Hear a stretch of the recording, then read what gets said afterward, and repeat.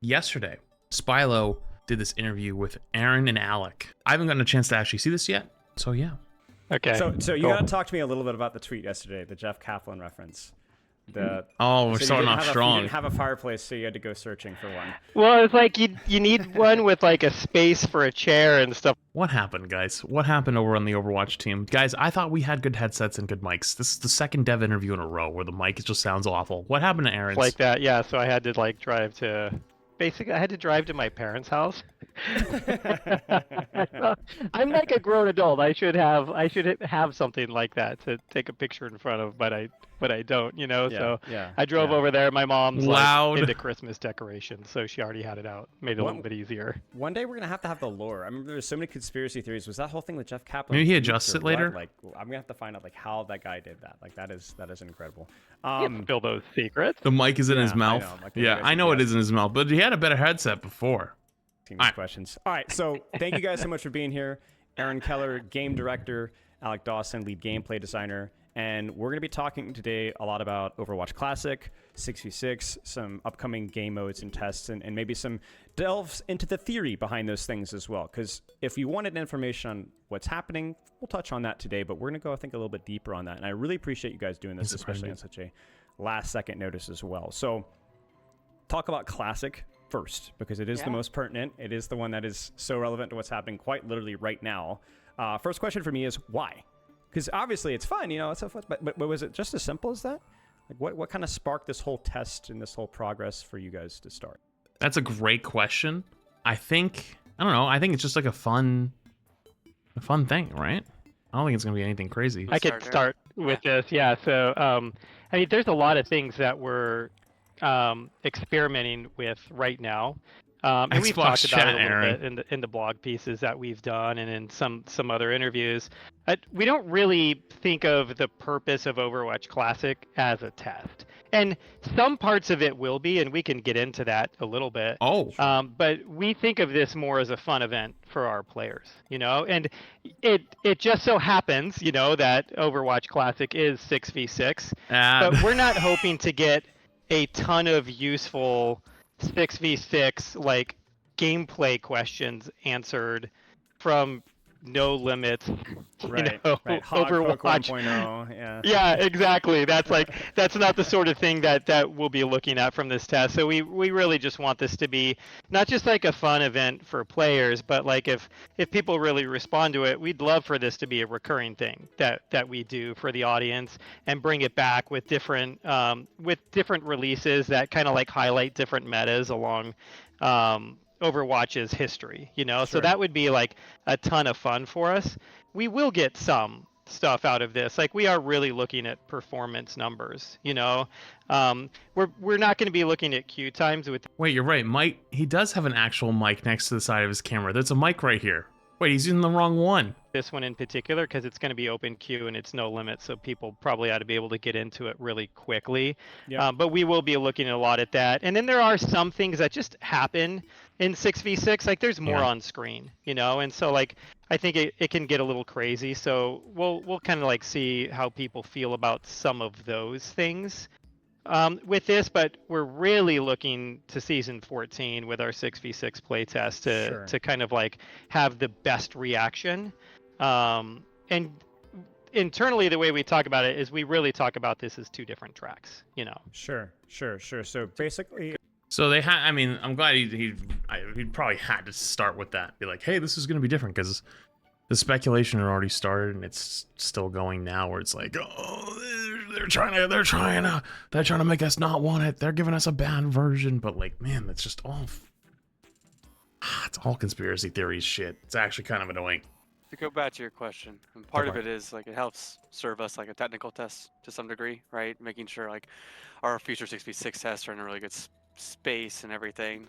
You know, what are some of the memory capabilities and things like skins? But the real answer is like our team is just passionate about it. I think this goes back. So our team has this ritual called Harvest Fest. So during Thanksgiving week, we do prototypes and experiments. It's like whatever you want to work on, however you want to improve the game, like go for it, right?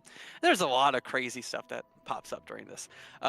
Isn't that coming up? But Josh Snow one year went ahead and made a lot of classic scripts for the heroes and all the hero abilities, and was like, hey, we can play this. And I think when was it, like earlier this year, one of our other designers, Andre, was really passionate about, I want to bring this back and like make this a mode for all of our players to enjoy. You know, Andre worked on Diablo 2 remastered and everything. Do you think this was before or after I brought it up to Aaron? Because remember during our interview, I talked about like almost like a classic Overwatch back in like March. Do you think it was before or after? I think it was before.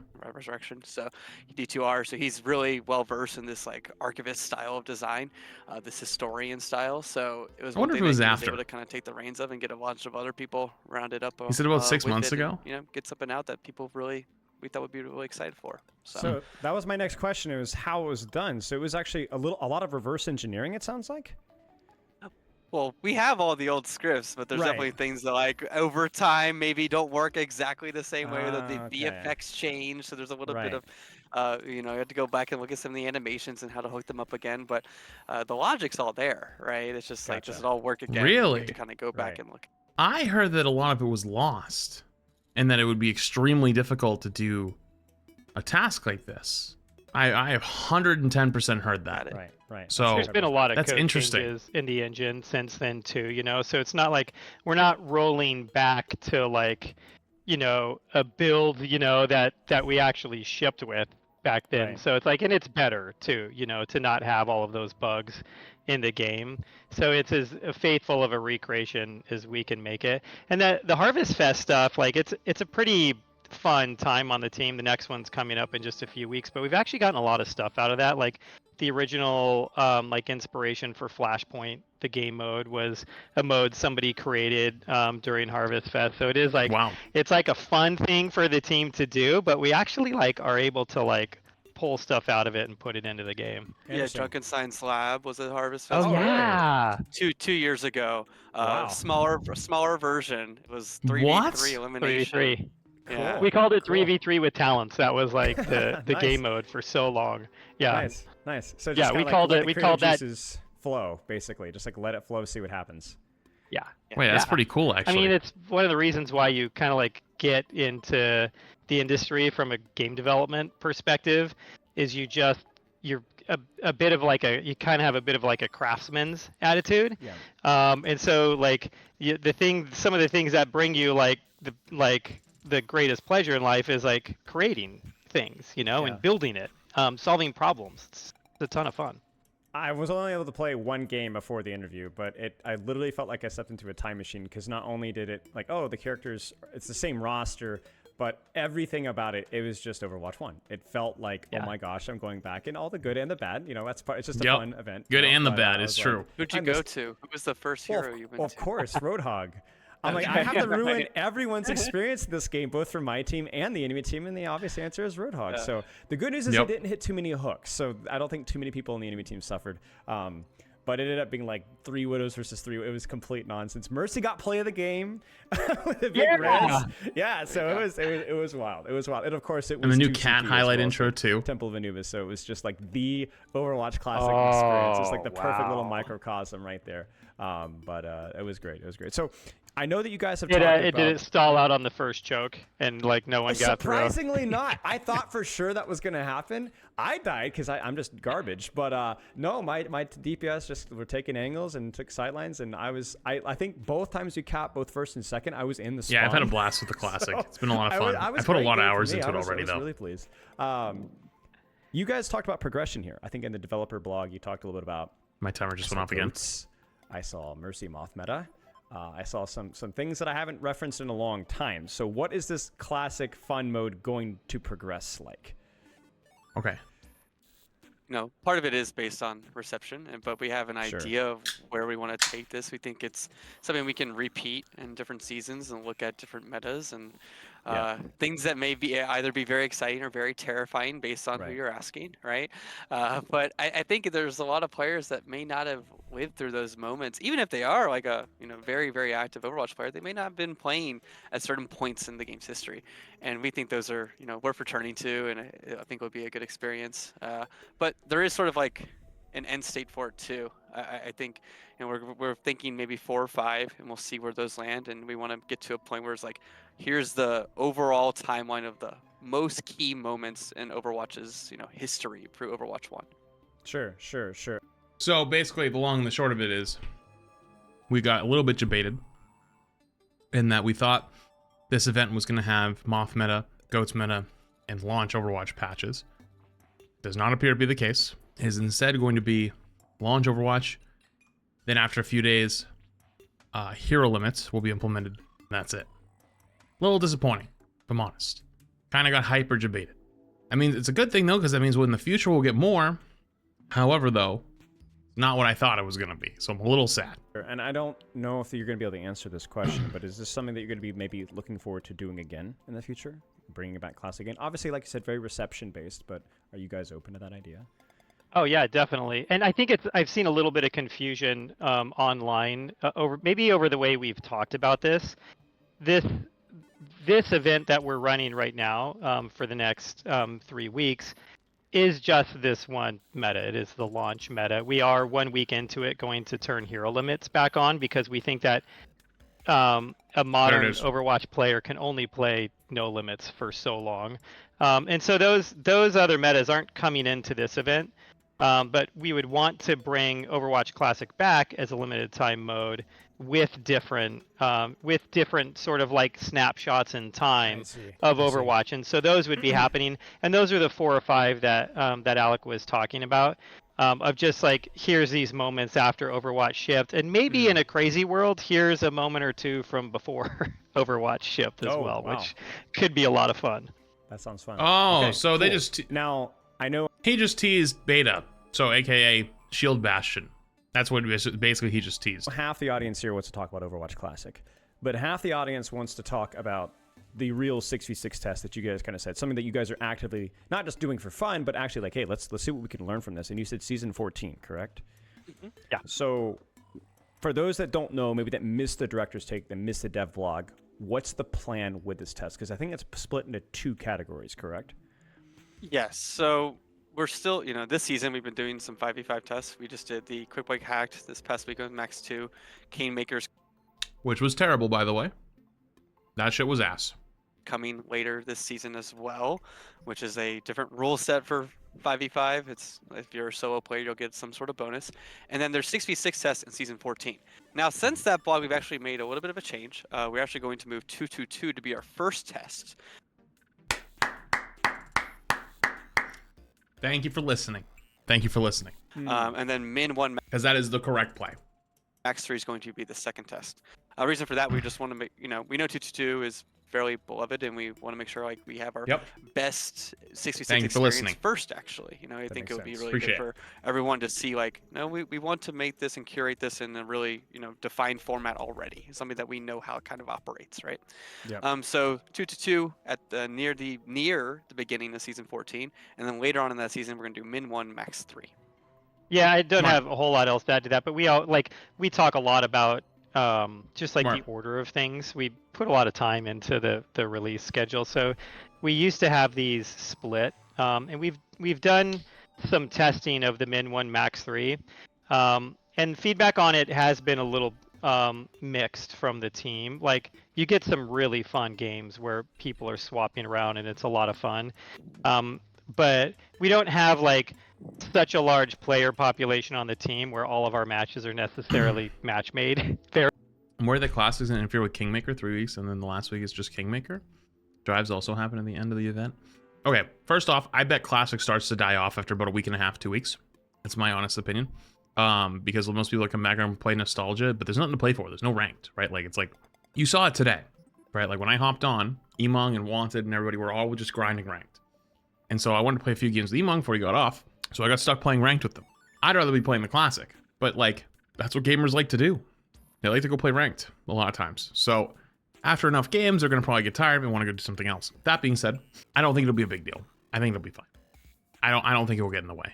I think it'll be just fine. Very well. So sometimes things get off and you're trying to figure out like why a match or a format didn't really work well. I think it'll be okay. So this is like we are like mitigating a little bit of risk by putting 222 first. We want to make sure that like people see it and have like the right experience, you know, because this is what people have been asking for, is that. And so we don't want to put something out that falls flat and then have people suddenly questioning our motives or anything like that. So we'd like to give people what they're asking for. People are already doing that now. And then do the experiment Well, afterwards. And there's even a possibility that if that one falls really flat, that we pull it and move back to 222. Like part of the reason we're doing all of this in season 14, 2 back-to-back tests, is they're going to be running for a total of 6 weeks over the course of that season. So we really want to see whether these, like, the players' excitement for this follows like that same trend that we have with a lot of our limited time events, which is a ton of people jumping into it for the first few days and then like this really quick drop off, or whether over the course of 6 weeks they actually stick around and keep playing that thing, because that would indicate more preference for this. And I know we'll probably get into that a lot, like how we look at this. We can talk about that later, how we look at the results of this test and what we do with it. But that's why at least we're structuring it this way. Yeah, that's really good to know, because it's just basically you're even flexible with the entire logistics of the test depending on reception. Like you're more than willing to let 222 run even further if it ends up being significantly more popular than your limit 3. Yeah, and I think future tests also are looking at the reception to both of those as well, right? So Gotcha. there's other format Makes ideas sense. we have in mind that may not be as crazy, or maybe Sure. Yeah. Sure. a little bit closer to something we've done previously. Sure. Yeah, and the sure. one thing we don't get out of doing it this way that we were hoping to get when we were going to do the limit 1 first was we thought that there was a chance for a small balance patch before we put 222 out. And so this time people are going to be getting 222 with just our best guess at it from internal play tests. So can I interrupt? We'll run with it. There will be a balance patch going into 222. Like you have There done has to be. some balance work, but so it's not just live heroes. We're gonna skip No, some it's questions not just here. live. It's not just live heroes. Okay. There's a pretty decent Okay. list, especially like in the tank role, right? Can you give a couple of those things? Because I know that was some of the criticisms that I heard from Limit 2 is it just was kind of like live tanks with smaller health pools, but it's going to be different for 222. Yes. Can you share definitely. a few things that are going to change? Yeah, there's quite a bit. I don't know where you want to go from here. If you just want to like start digging into it, but yeah, there's quite a we bit of can change. if we're here. I mean, No shit. when good. in I had to Rome, give some right? examples. Yeah. Yeah. Sure. I mean, overall, the way we look at it, and tanks in particular, right now in 5v5, a lot of their value is in like personal uptime, right? And now we have a second tank in the mix in 222. We actually had to like cut back a lot on that, right? Because now the value of tanks is coordinating your cooldowns and like cycling and things of that nature. So we had to create some windows of opportunity in terms of mitigation and in terms of things of that nature. So if you look at all the individual tanks, like the health pools go down, like the tank passive in terms of the health, in terms of crit reduction, that goes away. They still and the knockback reduction goes away as well. They still maintain their ult charge generation reduction, so I think that's fairly important, just so ults aren't happening too much within the space. But they lose out that all of that other stuff, and then a lot of their cooldowns go up. Right, a lot of the cooldowns go up because we'd have to create more moments of opportunity for players. Like what? And you don't want all of that mitigation happening all the time. Right. So things like Ramacho's barrier goes up by a few seconds, right, in terms of when it can respawn again, right? Stuff of that nature. Broadly, that's how we're looking Makes at that sense, for though. tanks. And then but we aren't getting rid of all of the passives. I think DPS passive's still in there. We think that's actually plays out pretty well. Like healing mitigation can be pretty useful for us. And supports, they'll get now the health regen is going to be on a 7-second cooldown instead of 5-second cooldown when it kicks in. Right? Why? But they also have the support passive. It's at 3.5 seconds. What's the point? That'll kick in a little bit faster for them. The whole point of the support passive was that Overwatch 2 is much faster and there's less peel and there's less things working around you. The support passive shouldn't even be there. Be gone. You want to keep the global passive? I think the global passive's fine, but Like, if you're going to get rid of the tank knockback, you're going to get rid of the headshot reduction. Both, that's fine with me. Support passive should be gone too. Hell, I think even DPS passive should be gone. I don't think DPS passive should be there either. All of them should be gone. Yeah, I don't know about that one. But if you look at, we don't have to do a bunch of the things that we've done across the history of Overwatch 2 because of. Yeah, I know they're keeping the ult gen reduction on tank though. That's fine. Honestly, that's not impacting the gameplay very much. All it is it slows down ult generation. That's it. Which arguably, I guess, impacts gameplay. I know. I'd argue reducing the amount of healing you receive. How fast you start recovering healing passively. Not taking damage from or as much damage from headshots. Not being able to be booped as far. That is all actual impact on the game. Right? I think things like Discord Orb Competing the Prime it doesn't have a cooldown per target, right? It actually is a little stronger on targets as well. They should get rid of it. Ana gets some cooldown reduction because Nade and Sleep aren't as powerful. Sleep doesn't have to be this thing that only has 50% potency against tanks, right? So there's a lot of that sort of stripping back as well. Makes sense. Yeah. So things that were specifically strong that you guys had to kind of balance around tanks, whether it was in the tanks kit or the supports kit or the DPS's kit, you can kind of start to scale those either up, or scale them down depending on the situation. That makes a lot of sense. Yeah, that's there's also specific changes to the heroes, and it's probably something we ought to get into at some point when we talk about the future of things, because it's hard to maintain two different versions of one hero in a game and start balancing against both of those. But for instance, Winston's alternate fire is no longer there. No, that stayed. Okay, this is the problem with me talking details is every few days they change. We had a play test, and gaslighting. Aaron wanted it back. Honestly, he wanted it back in. So honestly, Aaron, so based. I actually think that's so real. Great. Thank you so much. I think it's fine in that state. That's so small. For doing that. Reinhardt does lose the fire strike. That's fine. Roadhog goes back. Because so it goes. Wait a second. Back to where? All pre-rework?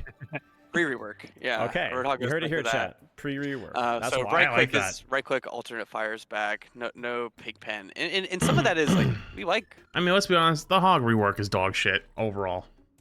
A decent amount of the gameplay, pig pen. Yeah, it's not horrible. It's not bad. It's not horrible, but like, it was such a waste of time. It was like, what, 8 seasons, and it's the same shit. It's like no different. It's just kind of annoying.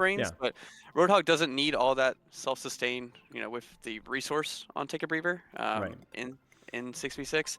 Also, overall, we don't want as much clutter, so just like it adds another thing to the world. If we can get rid of that, we will. I think even you'll see across the cast, anything that has like a long duration that stays in the play space, such as like Tree of Life, right? Cage Fight from Malga. Those all just have time reductions on them too. Their duration is down. Awesome. Right? Awesome. So because we don't want more and more of that. Same with CC. We're not introducing Maze Freeze back in, right? We are going to keep that level of soft CC and not introduce the hard CC that we had previously. Wait a second. So I'm out of date here, so I've got some questions for you too, Alan. You might just say that one. I can step out if you guys want to. You guys can interview each other. About Zarya's bubbles, is it back to what it was? Back to separate? The double fire strike? Just one fire strike. Aaron was not paying attention. You can cancel, but the steering's down. Okay. Ah, okay. Yeah. Okay. Interesting. Up, right? So. That maybe a bit of a hot take. I'd like to have better steering and no cancel. With the way the game's movement is now, like we played Classic, in Classic there's no movement. You barely move left to right, right? With how much movement there is in the game now, you can't hit. You're not gonna hit shit. What about Malga's steering, dude? Malga's steering makes Ryan's steering look like a 1978 Cadillac with no power steering. Driving a goddamn boat makes a Dodge Challenger look like an F1 or a race car. You know what I mean? Like, yeah, okay, dude, sure. Yeah. Yeah. Okay, I feel up to date. An now. F1 car. Thank you. Nice. That's cool though, because you guys were obviously aware of, like, you know, like you said, stuff in the floor. But the thing with Cage and Tree to me is like A 78 Caddy had power steering. No, it broke. It's leaking. It leaked all out. Damage, AoE, everything, clump, right? So it's like you guys seem to be very sensitive to that. So that's good to hear. I want to pivot away here. We're gonna go back to the future here, to the game theory, right? So before we start talking about the testing logistics, this is the saucy one. This is the one that's tough, because one of the big criticisms of the 5v5 format is that it does feel like you said uptime for tank, a lot of mitigation, a lot of power shifted to the tank, a lot of responsibility shifted to the tank. It disenfranchises enabler tanks like Zarya Diva to an extent, creates maybe a raid boss tank problem. Feels like relevance of counter swapping the tank in different situations. Do you believe, or do you know from any of your testing, that 66 deals with some of those issues from what you guys have seen? Definitely some of those issues. I think look, there are other issues that pop up, right? Yeah. And let's Like make that what? clear. Like but what? some of the issues that we're talking about right now do get helped in some way. I think what? off tanks have a more clear role. Yep. They are able to peel more. They are also able to kind of... Chat, I can only give you so much mic volume or much volume in the video because Aaron's mic is going to blow your eardrums out. I can't go much higher than this. venture on their own a little bit more too, because they don't have that responsibility of always protecting the team, or at least feeling like they have to, or their team or their own team asking for them to do that the whole time, right? and not trying to take care of themselves. And there's another element of pressure that is definitely the valve is released a little bit, right? When you look at the scoreboard, there Use the isn't a FFC clear audio compressor. I am. person on your team as many times. That is maybe the reason you're losing, or what It's you not? think is the reason you're losing. So especially in the tank role, you're not going to feel that, because that's where people go to. Let's be honest. Like right now, all the time, they point to their tank if they're winning or losing, whether it be someone else's, fault, right? Unless that's Doesn't very normally make it clear. louder? Even if it's kind of like We'll find out whenever Aaron middling, talks. That's probably who they point to. So that gets spread out. And I think that actually, for some folks, makes the game much more enjoyable, because they don't feel that constant intensity that maybe 5v5 does have a little bit of, right? It actually spikes fan. fairly well in 6v6. So, Oh wow, Aaron doesn't sound bad at all with this. Okay, I'll crank it up a little. the teams don't really fold the same way in 6v6, or a team fight doesn't necessarily play I thought it worked the opposite way. out the same way, where if a tank goes down, it's typically over. Because I have to use it for OWCS. The moment the tank goes down on your team, the remaining tank has that pressure on them. I thought it was on by default, and I thought I was turning it off when I watched OWCS, because OWCS's audio is horrendous. But it almost feels good, where it's like, here's the moment I can stand up and try to hold, and you do have the ability to hold sometimes, or at least more than you would in the 5v5 world. Stop pausing? No. Let's continue. So sometimes it's nice to be able to have that moment where you are able to kind of pull everything together without having to have it for the entire match. That makes sense. And also dueling tanks. Tanks are still very strong. Yeah, they still have definitely quite good dueling capability, but if you get 1v1 and you feel like you outplay them, you actually might come out of that fight, winning it. Whereas right now, I think there's many times where you can feel like that can be very, very difficult, right? So there's some things that definitely, I think, help the 6v6 experience, but there's other issues that pop up too. Sure. Yeah. Sure.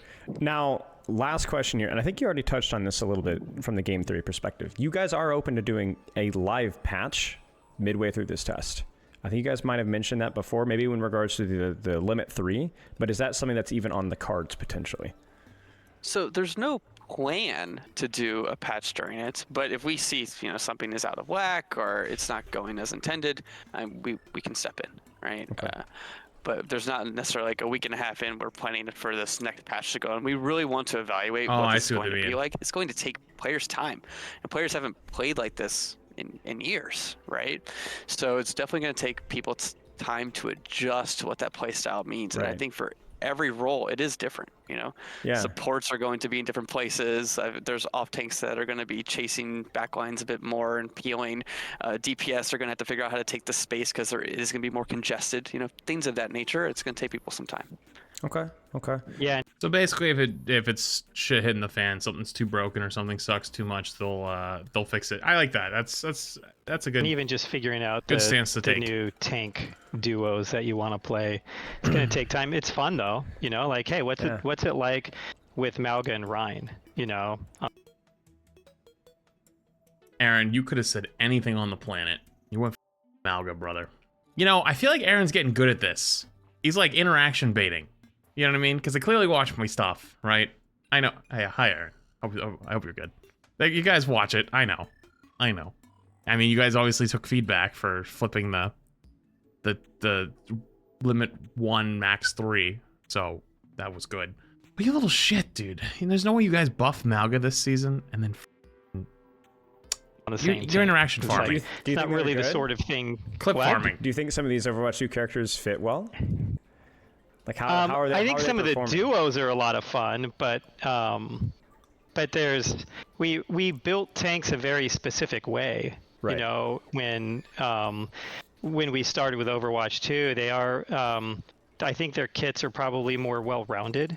I can't unhear it, but when Aaron talks, you ever play one of those games where you're on a security camera and it goes when you're turning the camera around? Like here at Aaron's mic, you will not unhear it. It's very subtle. You could say, with the amount of things that they can do, and so you start putting a lot of those tanks into one match, and it's hard to find some of the weaknesses there. At least compared to the way that we had built tanks previously. But once Ryan's shield goes down, there's moments there that you can as Alec was saying, have that like moment of opportunity. And sometimes it can be harder with some of the newer tanks without us like really dialing down some of their cooldowns. Do you find some of the other DPS supports from Overwatch 2 function well? Like we got Juno, we have Ensure, Lifeweaver. How are they performing? Yeah. Sorry, Jody.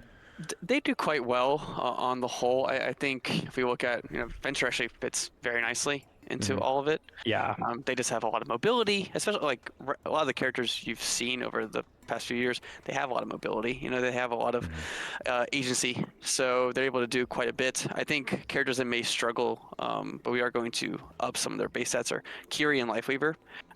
In 6v6, you can get a lot more locked into just healing, and so we have to raise some of their base healing so that they actually do have more options rather than just healing the entire time. So I think it's one of the Low key, I think Lifeweaver might go crazy. interesting things with just Overwatch 2 in general is that the role of the support and kind of what they're doing out in a match.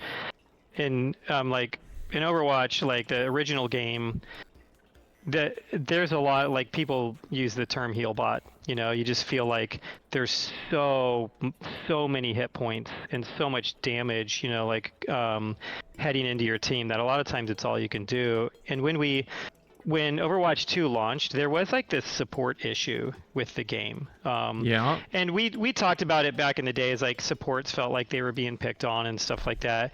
DBD. And I think that's some of it, but also like the way you play support, it requires like a different mindset and a different play style in Overwatch 2 because you're making plays now, and so it feels different. So like what we saw like in our stats was before we really started making some of the changes to supports early in the game, and also I think with people kind of like coming to grips with what was required with them, the role started fairly unpopular and really rose over like the first season or two in popularity pretty quickly.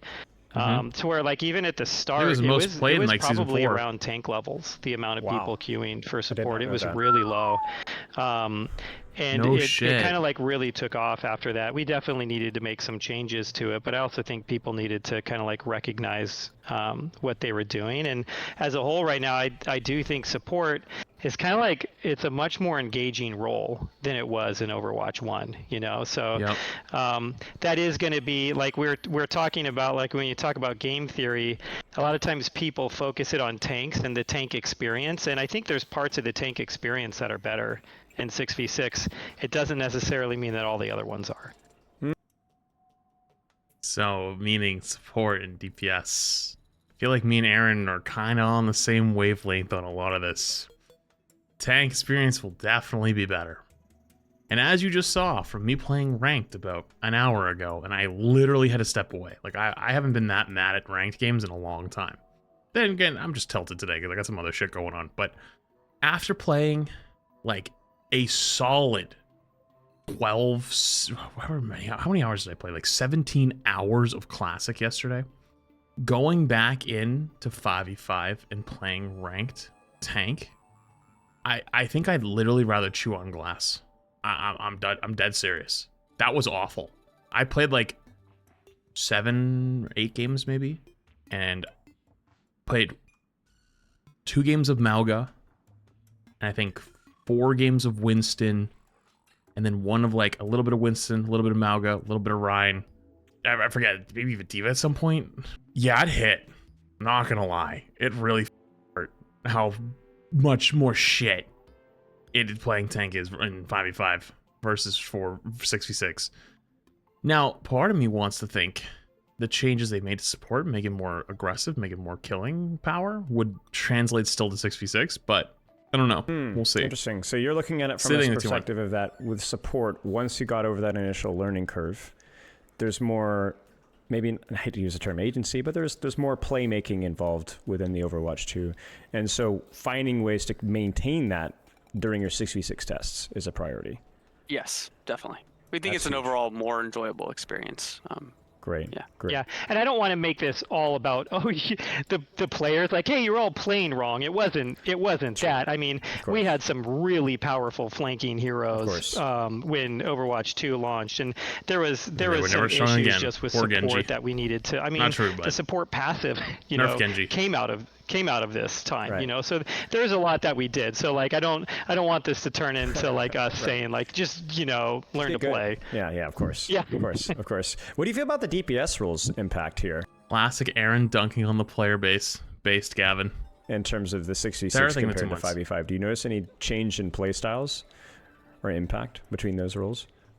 I mean, there is less space, but you have the opportunity to coordinate, with that off tank perhaps, and so you have to kind of buddy up sometimes, things like that. But you don't get to flank as freely, I think, as you do now. I think a lot of times in 5v5, you can take a whole flank and that might just be yours, right? Right, that's true. It doesn't really happen that way in 6v6 as much, right? But at the same time, now you're able to dual tanks and you're able to kind of take them down a bit quicker. So I think there are advantages there in terms of how you feel and your capabilities, right? Sure.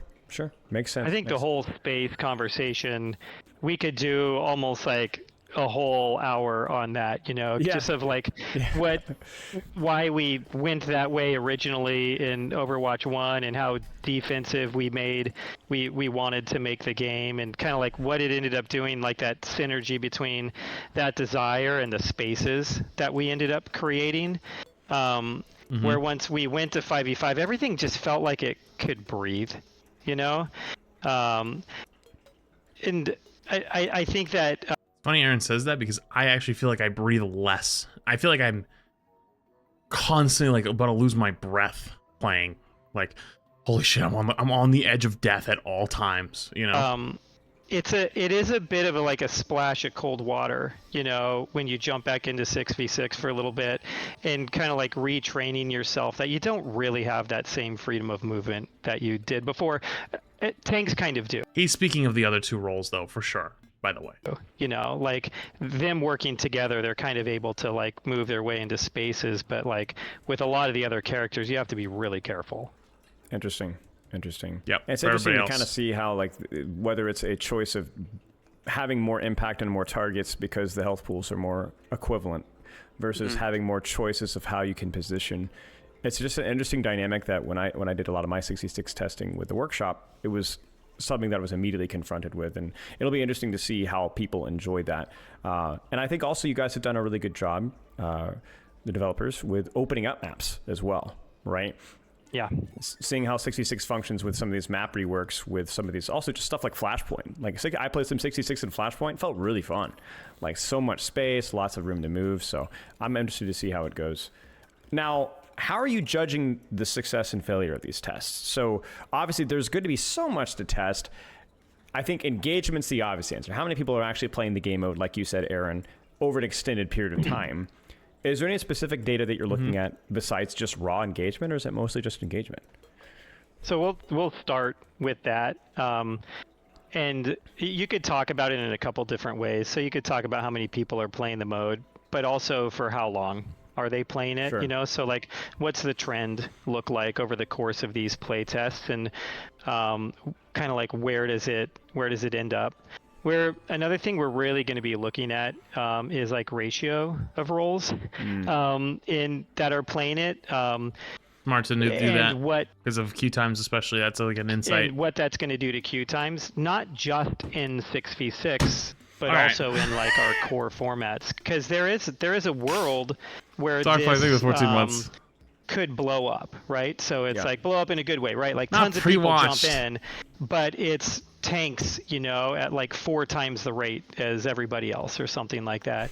In that world, it's kind of funny. Tanks might have long queue times. That would be the ultimate irony. Which would be, yeah, that would be pretty hilarious. But that could, depending on how big it gets, it could also affect the rest of the game and start causing queue times for the other roles to go up in our standard modes, you know? True. And that's probably like the worst Because I saw a tweet. Okay, I don't want to spoil anything. We'll come back to it when he talks about case it. scenario for us is for it to play out in that way. There is like the Goldilocks version of it where it's the opposite of that, where it could still blow up. A lot of people move over to it, and it is just like the right amount of tanks where it doesn't affect 5v5 queue times that much, but it is a little bit better in 6v6 than it was before. I guess I'm like really shifting into the queue time topic, which isn't your question. Sorry. It's relevant because it is something that is impactful with whether you're judging the test to be successful or not. It's like what do the queue times look like? So I think it's all really interconnected here. Yep. And so there's Go ahead. I was gonna say there's a few other things here too, to where it's like, we will call this more successful or less successful, not just based off of how many players are playing it, but whether it could potentially bring players back to the game. So in the world where it's like, hey, people are playing it, but it's the same population that we were before, and you've got 4 or 5% of the population in 6v6 at the end of this thing, it's not really, or 10% of the population, let's say, it's not really as big of a win for us. But if that 10% of our players are all players that have come back and the game has just grown, that's actually a pretty amazing thing for us. And we would look at those in like 2 very different ways. Sure. So Before he says anything else, I feel like I should clip that and hold that for like a few weeks. I'm kind of tempted to clip that, or release somebody to clip that and then hold it.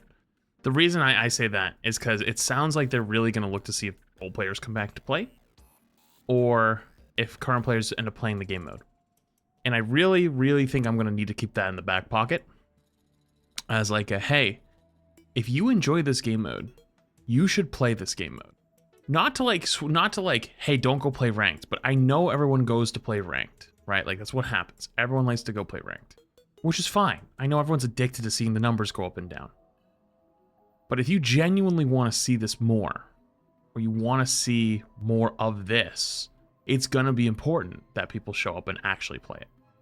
some of it is just going to be about the number of players, but there's these other pretty amazing thing for us, and we would look at those in like 2 very different ways. So some of it is just going to be about the number of players, but there's these other factors in there. And I guess the last thing then I'll hand it off to Alec is we are really looking at technical data here too, of like how well do these first tests run across our entire audience, because if we want to do more with it, that's going to be very important data for us to get. Now, with technical data, do you mean how the game is functioning, how the game is performing? Yes. Yeah, how the game is performing across like all of the different like platforms that we run on. And it's a higher engine demand, I mean, obviously. Yes. Okay. I think So is Switch going to be in trouble potentially? Garen hit on it, which is it's not a pass fail like this test. Yeah, of course. I think there's multiple awesome. ways it can pass, you know. So, but at the same time, that also like what is the result of that? How, like, what does that mean in terms of the effort to make sure that that is something that does have longevity? You know, if we saw that 222 was the best version of this thing, we'd have to have a great plan for a lot of other things, you know, especially when it comes to balance. And it's like, we don't want like super divergent balance paths. We have to be pretty smart about that, right? So, but we'll see. We'll see how it does, and then sort of formulate our plans from there. Yeah. I didn't even think about that. And Aaron, you had brought that up earlier, but having small tweaks for 66 versus 5v5, and now you have slightly different hero interpretations. Does that compromise with your identity or your vision of the game? It's definitely tricky, to say the least. It's not. It doesn't compromise the vision for the game, because we have been talking about this a lot lately. That we do want to make the game. We keep saying it. We want to make the game that players want to play, and it's hard sometimes to say that there's just one type of Overwatch player. You know, like, I think that there's people that play the game for different reasons, and so there could be a world where there is a lot of people that really prefer both formats.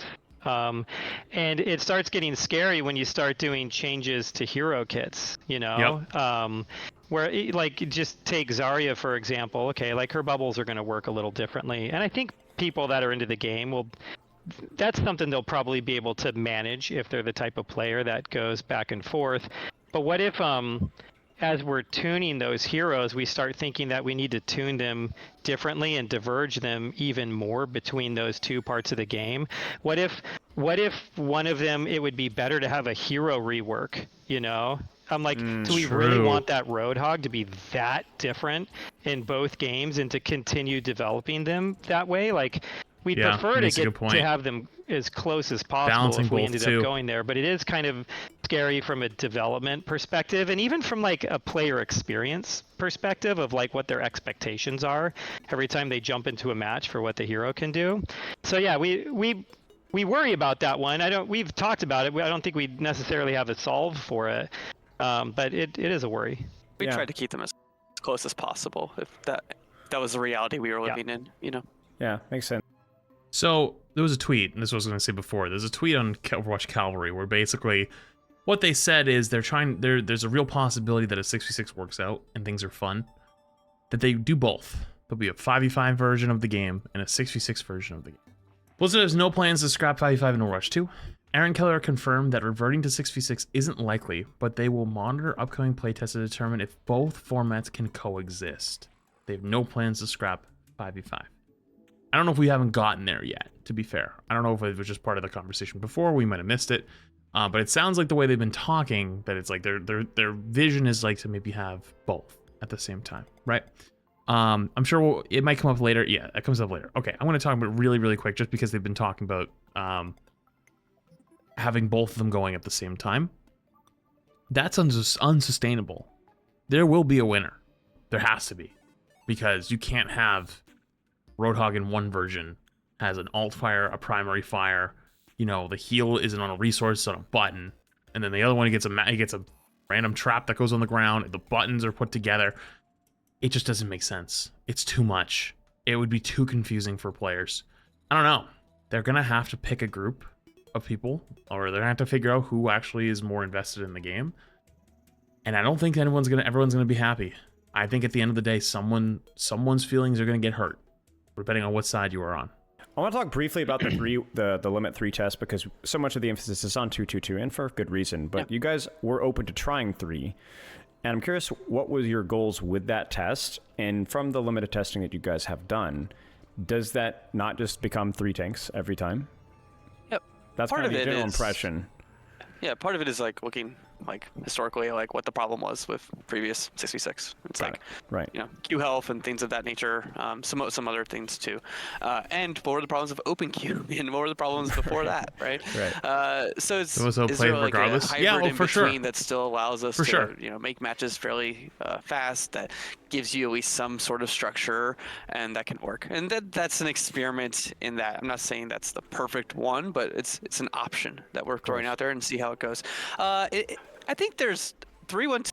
Yeah, but to say though, if they don't like 5v5, they can play something else though, right? Which is fair. Like, I understand where you're coming from, but like, would you feel the same way if they flipped it back to 6v6?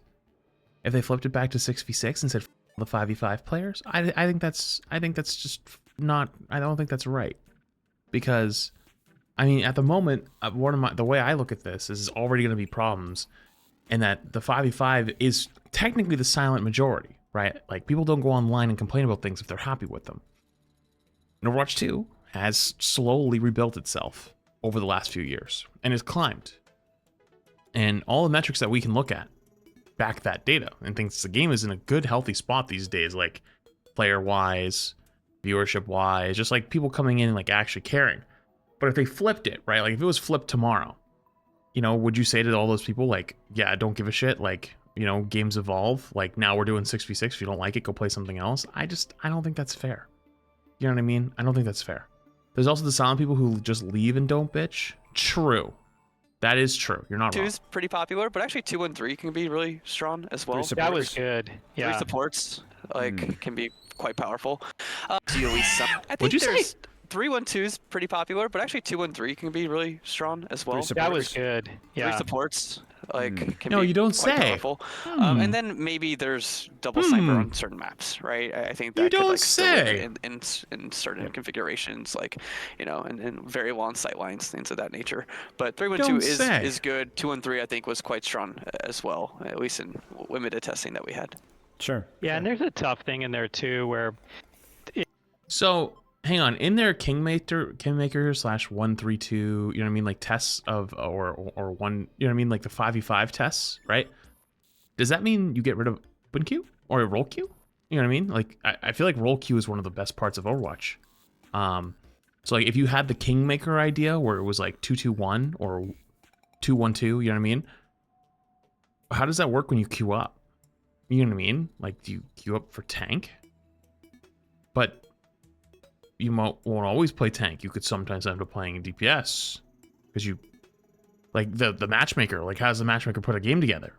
Is there going to be a new role? Oh, they go into it more later on? Okay. It's like this, there's this tension between the way people want to play the game and then the way they feel like they're supposed to play the game in order to win. And you also have to, like, kind of like modify that based off of the player type. Some players are in it to have fun and some players are in it to win, you know? I only have fun by winning. One of the other things that we talk about sometimes is it can be freeing to be able to switch roles in the middle of a match, you know? Like, there can be something so fun about it, but if I'm not winning, if you're having playing fun. to win, like 90-something% of that match, you're not swapping roles. You're just trying to find like the best composition, and it's probably something like a 3-1-2 or a 2-1-3, and DPS are the ones that are kind of losing out there. And then when you look at like the population of our players, DPS is the most popular role that we've got. Right. So suddenly we're doing this thing where it's like, hey, like everybody is going to feel like they're obligated to play the game a certain way, and we know it's not the way that they want to play. So I think in the world where something like a 3-1-2 just becomes the right answer, it's probably a right answer as far as putting a team together. It's probably not the right answer for a long-term way of running this in Overwatch, unless this starts getting into crazy territory, unless we're running like a role queue and an alternate format or something like that, you know. But we would really need a lot of players to really want to play 6v6 to be able to start supporting stuff like that. Makes sense. So you're saying that we have a problem with there's too many DPS players in the game versus the other roles. But role queue is very important to Overwatch. What if there was one extra DPS player per game in the 6v6 format? We touched on queue times already, but I want to revisit it one more time because I think this is just a good global... I'm just saying, Aaron! I know you wrote off the idea. I know you wrote it off, right? Oh my god, there's no way. I know. Trust me, I get it. But it keeps coming back, huh? Outlook on what if 66 comes back, does well, and is here to stay. We've talked a lot about queue times. I think you guys did a really good job, Aaron, you particularly, in your dev blog, where you talked a lot about I still will have that bar chart seared into my memory between tank queues before and after, and what queue times look like. Skip this section. I think that has been 5v5's strongest argument since then. Flats, you are desperate. And I'm the so question desperate. is, okay, we go so back desperate. to 66 maybe from a strategical gameplay. Some people argue it's more sound, it provides more value. Not it's that what desperate. I could Overwatch call your mom at any originally time. was. Okay, but queue times. My perspective has always been that a lot of the queue times argument does come from what were perceived as not as popular tanks when tank was the least popular role, whether that was the double shield or whatever else. But do you guys agree, and do you have any ideas or inspiration about how you would address queue times? And I know this is the big ugly question. Queue times. One of the things that you said was running queue times for DPS players. If we have 66, more tank players will naturally want to play 66. Maybe that's a factor that I had not considered. However, though, even if that's true, it may only be true for a small period of time. It might only be true for a year. And then there's no data that's going to say that it won't go back to the way it was. Yeah, I guess I could go into that a little bit. So there is like this world where if it's running, there are... Unless, Spylo might have meant if you had the 5v5 format and the 66 format running at the same time, from your pool of tank players, most would choose 6v6 over choosing 5v5. Yeah, that makes sense. Okay. More tank players that go into it, and it could just naturally pull queue times down. If 6v6 wasn't as popular as 5v5, that might be all it takes. It's just something like that, and it wouldn't adversely affect the 5v5 queue times that much. So that's still kind of wishful thinking at this point, though. So like, it's probably not the best idea is to just plan for that one to happen. So there are like some other things with queue times. There's the exact opposite world where let's say we put something up, a 6v6 test up, and it did have long queue times, but people just kept playing it anyways. That's saying a few things right there. One, that's saying that people enjoyed enough to where they actually are willing to wait. Which means they must really like it. But it also means that like even if we're not able to find a solve for queue times, there's potentially an audience for this thing. Right. I don't know like if like it's not a huge gamble to keep it up and running in that world, because there's a possibility that people just fall off, because so like how OpenQ was. They don't really want to stick with those queue times long term, and if they didn't, we could always just shut the mode down at that point. But if they did stick around, it could work that way, And then there's like lots of in-betweens here, and we could maybe get into some of the details. And I'm not even sure if everybody on the team agrees on all of the details. To where I think you brought it up about just like, hey, how enjoyable are some of the tanks in that world, and I talked about how supports kind of started off that way in Overwatch 2, and we were able to get them to a spot where they became more popular. So there is an example of us doing something to increase the popularity of a role. I'm not sure if there's a silver bullet there, though. Like, if we were to have done that in Overwatch 1, like, maybe we could have shifted the queue times. I don't think we're cutting them in a third or something like that, or tripling the number of tanks that are queuing. We might be able to, like, make it a little bit better. There's so, like, tank go experience, like, we're not intending to return a bunch of stuns like we said previously. Like, you watch those compilation videos of like people get stunned in Overwatch 1. It's like, oh man, I didn't even get to control my character there. So there's things of that nature. I think, over time, like if we, in the launch when we'd had to offer, more play styles, we had to make more tank heroes. I think that's also important here too. That's true. Overwatch 2, we made more support heroes, because of the ratios, and because we did want, folks to really see that there was more options in that role in particular. So, and then being willing to make faster changes to things, like if we do get into like a double shield meta or something along those lines, I think we'd be much more willing to clamp down that pretty quick. So do you revert Orisa? No, surely not. And that really leads into my question here is like, you've already answered it, but the idea is that like, what have you learned since Overwatch 1? The answer is no. Because I've always been very vocal about a lot of my criticisms, but also a lot of my support about some of how fast, how responsive that you guys are, and even little things like map reworks and reworks of this and changes to that. Like, I think people are going to see this when they go back to Overwatch Classic. It is a lot of fun, but it can be a bit of a mess, right? And I think how polished some of the game design and map design that you guys have learned since then. So I guess my question is, what about the environment within your development team, whether it's the experience or the trial and error that you guys have learned in the last 2 years, that makes you feel more prepared to handle 66? There's a few things. Like I can maybe talk about some of the philosophical changes a little bit as far as development goes, and maybe level design, and Alec can jump into some of the hero stuff. But like, we do think that that just having a consistent, quicker cadence of updates to the game, especially when you talk about balance updates, is just healthy for the community. And it's we are always trying to make them good. So this isn't just variety for variety's sake. Although it does provide variety to the game, and I think that is something that a certain amount of our players appreciate. But to be able to do this, I think it helps us build trust with the community that, like, hey, this is just the way we want to run things from now on. Hot take, if it wasn't Overwatch, they would have already built trust by now. Hot take, they would have already built trust by now. If Overwatch 2 launched and they didn't have all the nonsense of the PvE debacle and all the shit around it and the loot boxes and going from free-to-play, from a paid one-time experience to free-to-play, and going from skins, you get them all into everything, to then you have to buy them, they'd already have it. They would 100% already have trust. I think they've already done a great job of pulling together and being better about communication and better about patches and better about getting stuff out, whether you agree with it or not. Like sometimes they put out stuff and I go, what the f you guys smoking over there?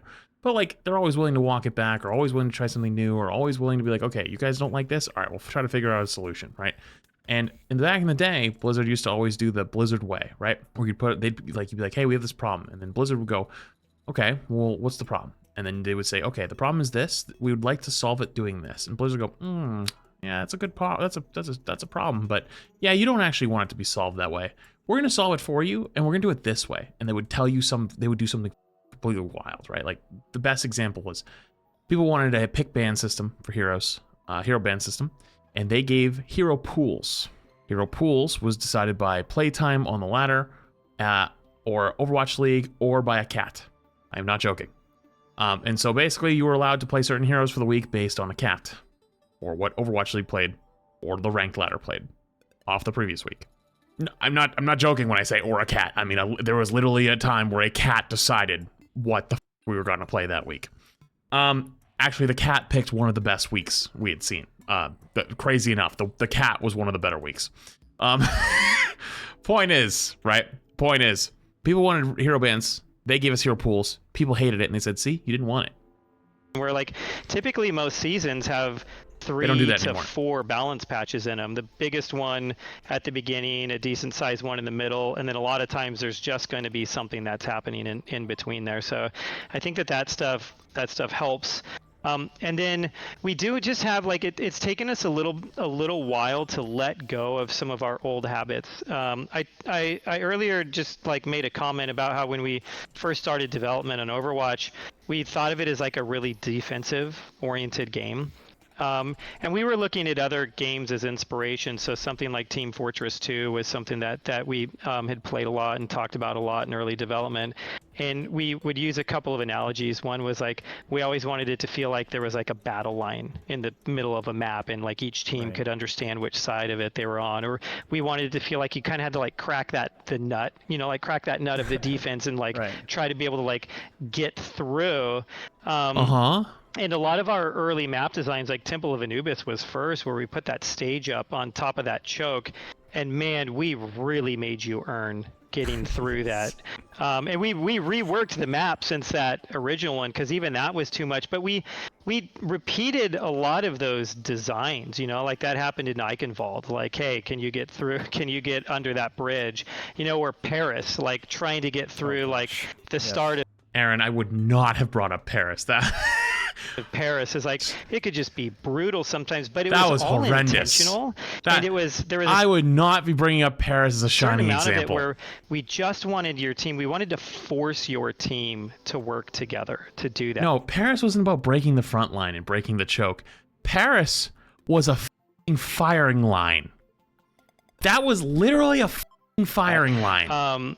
Sorry, this is going pretty long. I'll hand it to you in a second, Alex. This is why I want you here. This is literally perfect. I've got people in my chat. Oh, okay, then I'll just keep going. They're loving it. Keep going, please. Okay, and so like you see that, and there's always been complaints about how choke heavy our maps could get, you know, and how defensive the game could feel, and sometimes that was about double barriers, sometimes it was about chokes or just the amount of hit points on one side, but now that we've gone to 5v5 and we've really started looking at the game, like our philosophy on that's changed. We like people being able to move around more. Like we don't really want teams to just stall out in areas, you know, and we've actually started making a lot more symmetrical game modes, and they have less of that stalling out. I do think maybe we've made too many symmetrical game modes at this point instead of like a more attack defense oriented sort of thing, because that was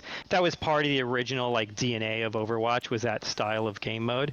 But our maps now, they've opened up, they've gotten bigger, there's a lot more flanking routes in them, to where I think it feels a little bit better in a space like that to give players more agency, basically that individual agency, whether it's to just be able to move, to be able to escape, or to make a play, you know, like it's something that I think for most of the shooter space, playmaking and carry potential is a huge deal for a lot of players.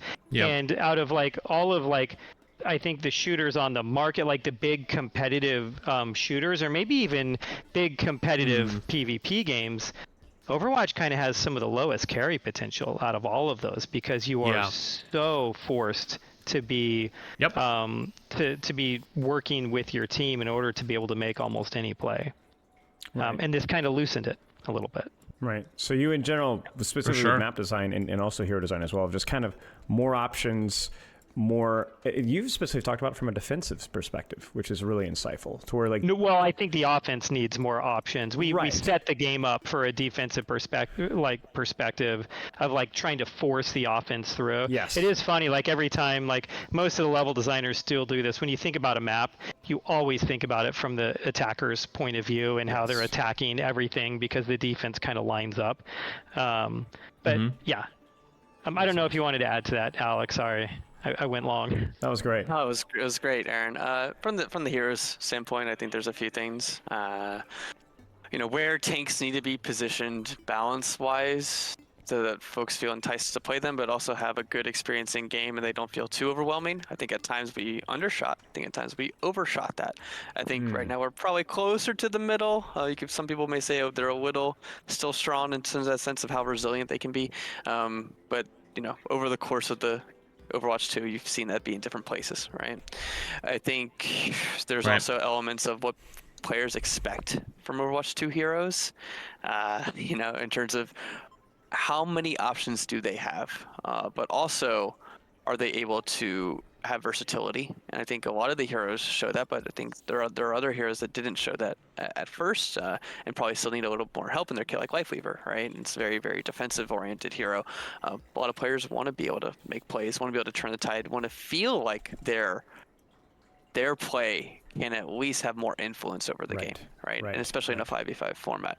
So there's a number of things like that I think we like. I personally love being able to take cover and use that to my advantage in a match, and hopefully we can get some of that too. Like having some of that space is good. So we'll see how that opens up over time. Sure. So I know it wasn't intended that way, but that was a very interesting sentence. I love being able to take cover in a match and use it to my advantage. I mean, that wouldn't matter what format you're in. I'm gonna be completely honest with you. But sometimes I've done that. Sometimes you're just yapping away, and then you kind of lose your train of thought halfway through the yap, and you just keep yapping until it comes back, and then it doesn't come back, so you just finish yapping, and then you move on. I do that. I do that too. It happens to me a lot. So, point is, what I was gonna say before. I was actually gonna pause earlier, but then I kind of forgot. I actually kind of enjoy a lot of the team play stuff, and that's why I think that tank players specifically don't like the 5v5 as much as 6v6. Like overall, it seems like a lot of people enjoy it, or at least a lot of people that have been clamoring seem to be more tank player focused, right? And I think they enjoy the team play aspect because they've never had the ability to have the solo carry potential. That was never the point of the role most of the time, unless you hit some massive ability, like a big 6-man shatter or some shit where everyone in the entire lobby knows that you made a huge play, but it was so rare you didn't hit it all the time, you know what I mean? But that DPS player can always click on 4, 5, 6 heads in a row and just kill everybody, you know what I mean? But like that's really difficult to do with abilities and healing and whatnot. But like it was always there, it was always ready to go. But sometimes for tank plays, you need a little bit of luck, you need a little bit of the right moment, right time, you know? I think that's why they enjoy this team play aspects a little bit more. The three that's why they big don't mind ones it, was that they would lose rapidity, it basically being more involved as developers to deal with problems just faster. The defensive versus offensive balance that has also changed in philosophy. And then now, like you talked a lot about versatility of the hero cast and how we still want strengths, weaknesses, dare I say even soft counters, right? But you don't want a character that can do only one thing and just doesn't have enough choices. So you put them in the wrong situation and they can't do anything. That's okay. Great to hear. I'm so impressed you kept the through line of those 3 points through that entire that's just all stuff that I'm a fan of, so it's really easy for me to remember. So I see how it is. Like okay. Those things. So you know what? It's like it's like remembering my birthday, but Overwatch themed. You know, it's super easy. But yeah, I mean, I think that like obviously there will always be people that will disagree, and I think people do like maybe the sharp edges that maybe some Overwatch Classic does have, but I think in general, feeling like you can have some agency no matter what bad situation that you're in without completely muddying everything, right? Versatility doesn't mean homogenization necessarily, and I think you guys have done a pretty good job of that. So moving on from here, is there anything else that you guys wanted to yap about with 6v6, 222, 3-1? Because I want to talk about a couple other tests. Opening up the floor, I respect it. Go for it. Well, I think it'd be interesting to talk about just like the future of it and what it could look like in the game, because we didn't really address that. That's true. And we could talk about that now, unless it was something you wanted to get into later. Please. Okay, because I mean, you talked about like how we would determine whether it was successful, and we talked about that kind of being a little bit more of like a gradient. You know, there's no like yes or no from this thing. There's like a lot of different potential outcomes that we could have from these tests. When it comes to the living side by side? But I think in the world where it does look like it's fairly popular, especially in the world where like, hey, it's brought some players back to the game and it's popular, that would be something that's really good for us, you know, and we would want to try to find a way to keep it. Right now, I don't think the team is open to just shutting off 5v5. That's not really in the cards, you know, like we don't really see something like that happening. So for anybody that's listening right now, we're not talking about the like, hey, another like really massive change to the game back to the way it used to be, but it doesn't mean that there can't be an addition to the game. And I think it'll depend on like how many people are playing it and how well they retain in that mode to see what we do with it. So like one version is that it's popular enough to where we find a way to just have another queue in Overwatch, you know, and you have a 5v5 queue and a 6v6 queue. And I think in that world, you'd probably have to find a way to do a ranked version of it as well. I don't think 6v6 just gets to be like the casual version. That's the blow up case where it's like it's, you know, like it's really big and really popular, you know. I think there's other cases where this could be something like the way we envision Classic, you know, like coming back to Classic where it's like, hey, here's something that comes on a like a consistent basis that can just be really exciting to jump into for a few weeks, and then you might tire of it and go back to playing normal Overwatch, you know. So it could be like a really like a consistent limited time event mode that we run, and then I think in the world where like not that many people are jumping into it, we could still repeat it, But it might be the way we repeat some of our other limited time events. Like if you look at something like April Fools, or something where it's like, okay, we can bring this back once a year, and we think people will jump into it, and it'll be exciting for them right there. And I don't know, maybe there's a world where nobody plays this thing at all. It's hard for me to imagine, and we just kill it afterwards. Right. That, at least as far as the way people talk about it online, you'd think there's at least enough people out there that would be playing it, but we'll see. Well, and Aaron makes a very good point there, actually. But I'm not gonna lie, that was not my favorite answer so far.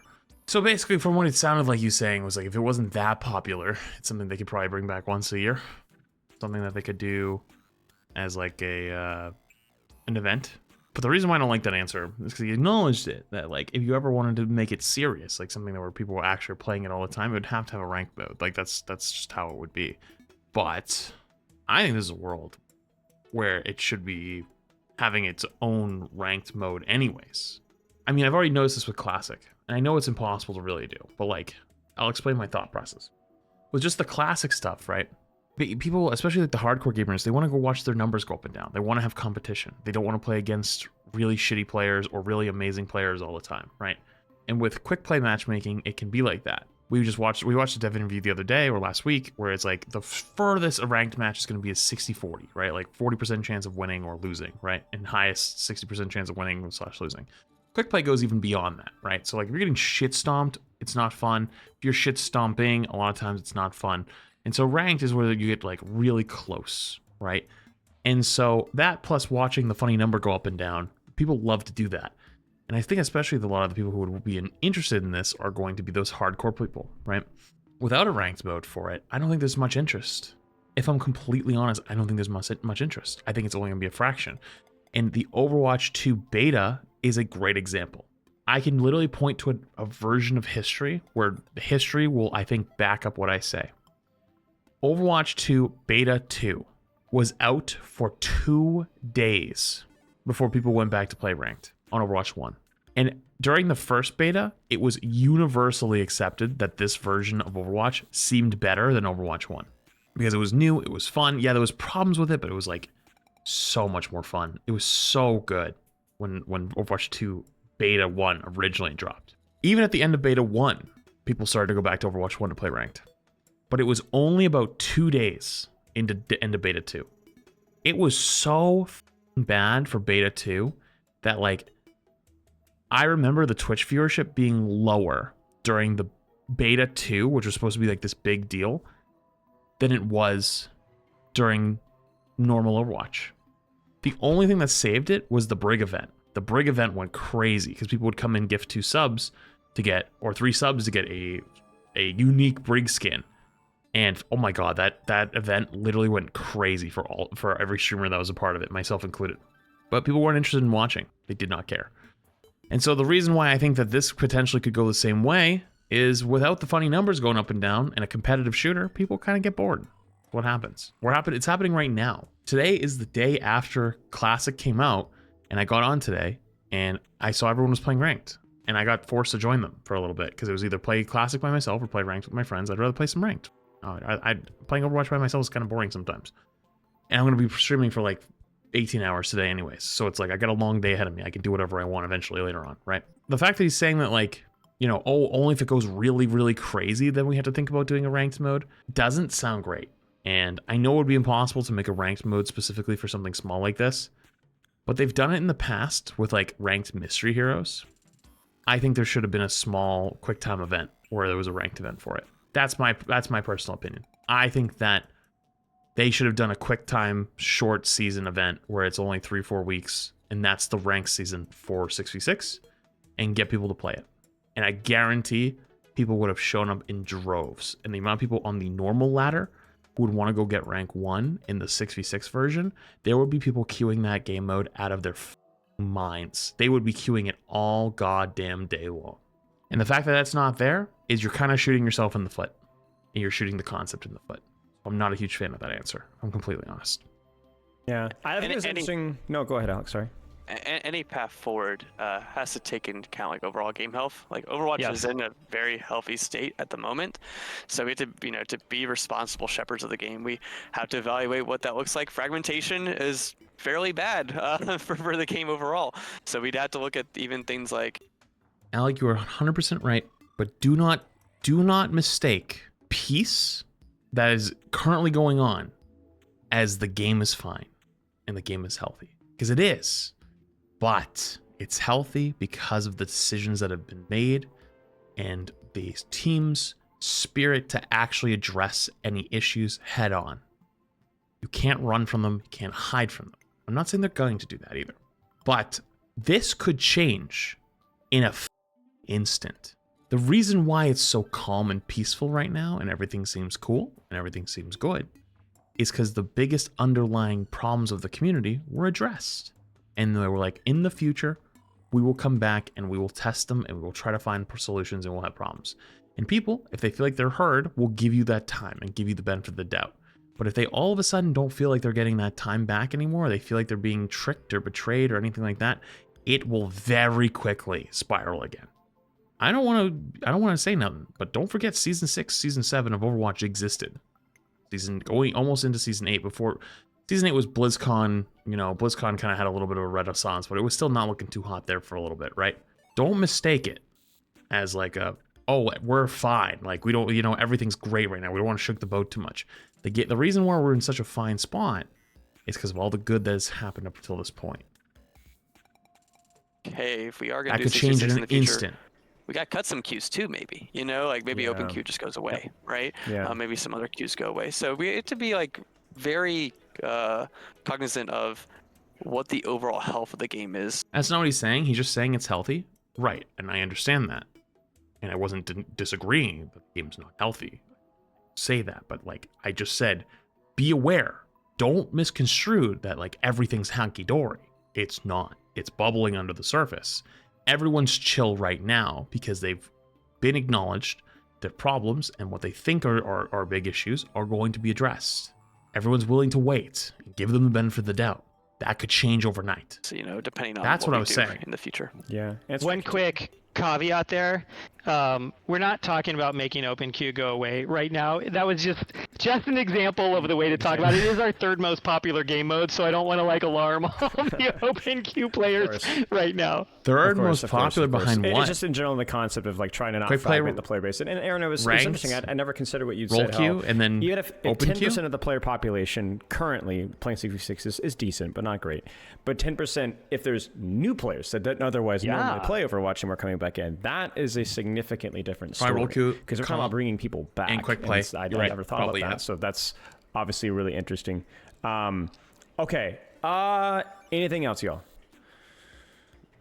I'll let you go. I'll let you move forward. I think you just have to go, or Aaron will keep going. We have to go. We have to go. Well, see, this is all the lore. Like I love this stuff. We don't get this stuff usually, so I really appreciate this. Now, we talk about a couple of other things. You guys recently ran Max 2 for a couple of days, and you have, I believe, Kingmaker upcoming.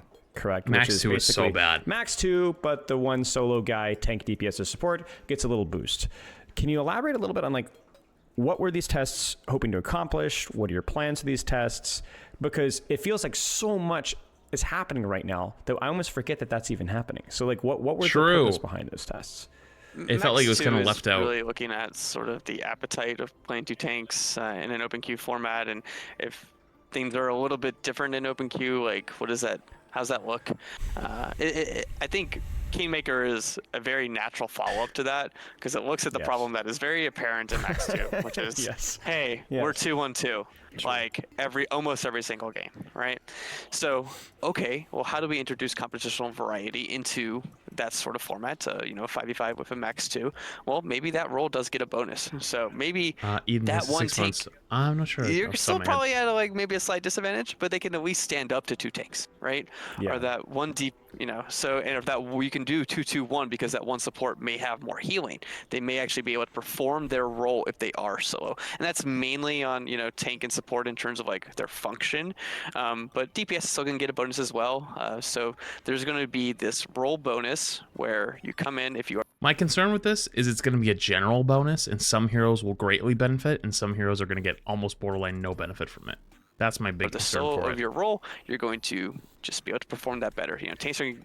Tanks are going to get, actually more CC reduction, and they'll actually get a little speed, so they're going to be better than they are on live. I mean, DPS gets some cooldown reduction, a little bit of health increase in both DPS and support as well.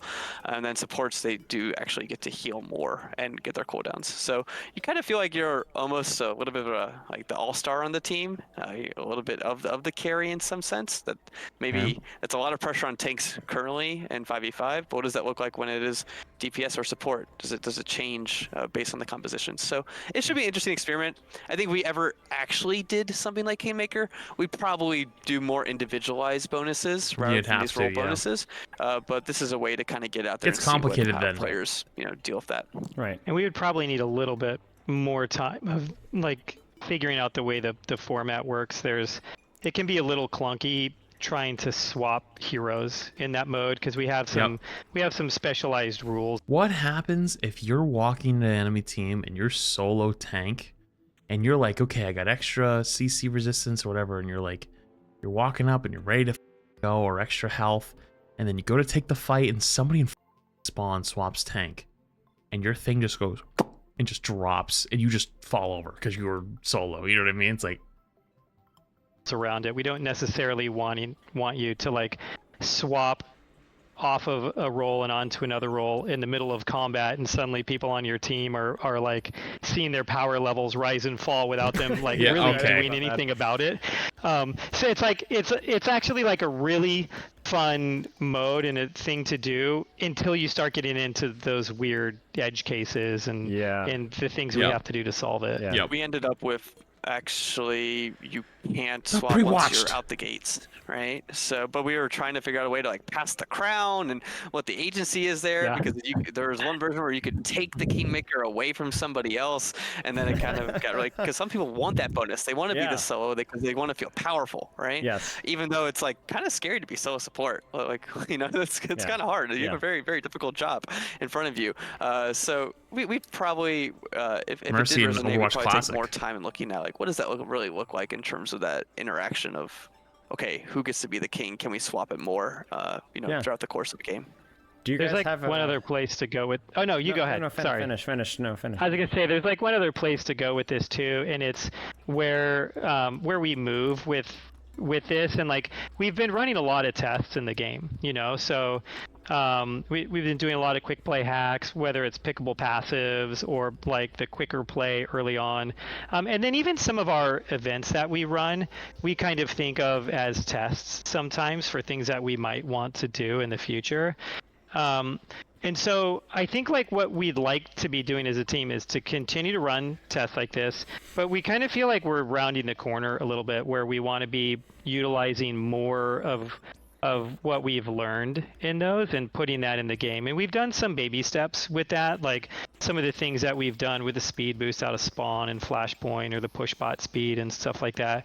But we would like to and I think players will really start seeing more of this stuff next year. We'd really like to start taking more of like the bigger things from these tests and finding ways of putting them in the game. Right. So with something like the quick play hacks that we're running in season 13, they might not be right to put in for like our standard 5v5 format, but we do talk about open queue a lot on the team, and one of the reasons why is because it is our third most popular game mode. Sorry, probably the third most popular, and it's much more popular in like Korea and Asia. Open queue quick play, not ranked. And it'll kind of like fluctuate like anywhere between like 7 to 10% of player hours on any given day, depending on what else is in the game and and what's happening. So there's a lot of people that are playing it. But we don't give it a ton of attention, and so we basically just took the health passive off of tanks in that mode, and we let it run. And tanks a lot of time, you get a lot of like 3-2 comps or 2-1-2 comps in there, and there's a lot of tanks being played. And I think people really enjoy the freedom to swap between roles in that mode, and it plays fairly different. But it could be that there are better versions of open queue. You know, like I'm not saying right now that we really want to change it. It'd actually be great to hear from our players, you know, because there are. All right, I'll give you it. Open queue probably has lower queue times, and especially in Korea and Asia, it matters a lot because a lot of the times people play from PC banks, and so you play on a set schedule, and so open queue allows for faster queue times. If you want to queue for whatever role, doesn't matter. All it needs is 6 player or 5 players on each team that are similar-ish ranks, right? Open queue genuinely solves the queue time issue more than anything else on the planet. I would assume that part of the reason why it's the third most played is because it has a faster queue time on average than the others. That being said, open queue, on average, is significantly a worse experience for the average player, especially the average solo queue player. The average solo queue player, or even duo queue player, has a really high chance of getting at least 1 game per session, where you get 4, 5 DPS, or 6 DPS, or then like 4 DPS, a Mercy, and a Hog is the old one back in the day. 5 DPS and a Mercy, where you sit there, and everyone plays chicken until somebody swaps, or gets bullied on a swapping, or you just lose. And so, even though I'm okay, obviously, with just, hey, it's a popular game up, you want to play it, let them play it. It is not the Overwatch we have worked towards that we have today. But here's the deal. As you look and go play the Classic, right, you see so many challenges or so many things that have been improved upon over the years. Open queue and role queue format is one of them. Are a lot of them that are invested in there, but if we could find a way to make that a better experience for those players, we would love to be able to do that. Yeah, makes sense. Do you guys have a preferred game mode? Like, of all of the ones that you tested, just not for balancing sake or necessarily where the game's going, no bias here, but just what is the silly fun? What have you enjoyed playing? So I'm like, where am I this season? So I think I'm only like a little over halfway through the battle pass, you know, so I'm like around level 50 or so. Yeah. And it was almost all in Junkenstein's lab. See you later. I played a lot of Junkenstein's lab this season. It's been like really, really fun. Alec? Oh, like any arcade mode? Well, I'm just saying, like any of these, the arcade mode or any of these tests that you guys are running internally. Any of the tests, I would say Canemaker, because it's the most experimental. I think you can really quickly get a grasp on the other ones. Like, you know, one's 2-2-2. Like we kind of understand what that is. Like, it has a new balance patch. Mid 1 max 3, you know, even when you were talking about like, is it just 3-1-2? It's like 2-1-3 is pretty good too. I think Canemaker is the one where it's like, how are players? Do they want to be the king? Like, do they want to be this powerful thing, even though they're just so in the role? Like, can 1-2-2 actually stand up to like 2-1-2, like with the right amount of like power boost? And what does that look like? I think that's always interesting because I think, you know, players will take a little bit more time to sort of learn that because it's more different than some of the other experiences. If you were to ask the team, the most of the team would probably say the roll queued 6v6 is the thing that they're looking forward to the most. They are such a microcosm of our broader community, and they can war over it. The same way, like, everybody's got their Did he just say that the dev team favors 6v6 roll queue? Take. Did I just hear that? You know, right? like it's the era of takes. And so like so many people have theirs of why 6v6 is the definitive right answer or 5v5 is. And so I think that like there's a lot of people looking forward to that, and either like, I'm gonna be honest, playing Classic and then going back and playing Ranked tonight, granted, I played a lot of Overwatch in the last 24 hours, 36 hours, right? I did a 20-hour stream yesterday. Currently 9.5 hours deep. At this exact moment, I ain't gonna lie to you.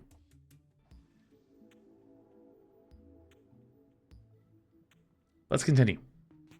You know, like getting their comeuppance or getting justice served, you know? Right. Makes sense.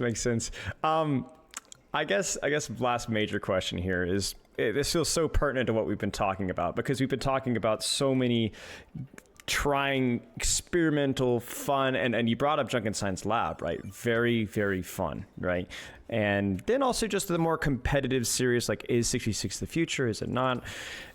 Where do you guys fall on that spectrum? This is a broad question, but like, what is the future of Overwatch going to look like? Because ultimately, do we want this to be fun? Do we want this to be whimsical? Do you want Overwatch to be competitive? Because I did my homework, Aaron. You said you wanted Overwatch, I believe it was with SVB, to be the best competitive first-person shooter out there, team-based, something along those lines, right? But we're also introducing a lot of things that are just good, honest fun. And I'm Mr. Strategy, honest Overwatch, but I've put in a lot. Wait, wasn't I on that? Wait, I don't remember that. Of ours in Junkenstein's lab. So I love fun, whether that's from competitive or silly. I think I was there. What the?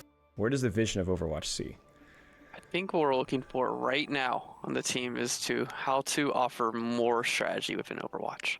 You know, more layers of decision making, and whether it be pre-match, whether it be in-match, you know, we're still going through a bunch of different things, but that is something we want to add. We want you to. Interesting. Yo, who's this goat in Spyla's chat? Get Flats in the call so he can pitch 7v7 again. I feel like there's more decisions in the game goat? That can influence the outcomes.